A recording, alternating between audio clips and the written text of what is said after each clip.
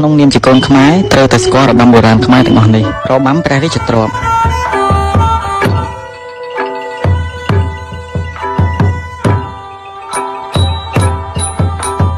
របាំអប្សរារបាំទេពមនោរម្យ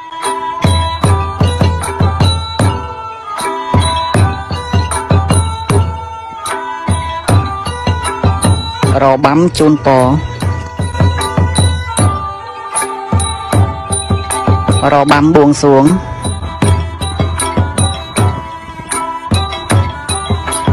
របាំមณีមេខលា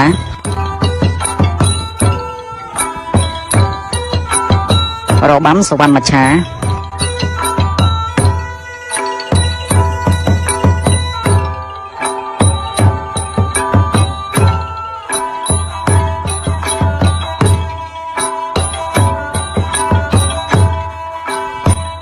តើអ្នកស្គាល់របាំបុរាណខ្មែរណាខ្លះទៀតអាចខមមិនក្នុងវីដេអូនេះបាន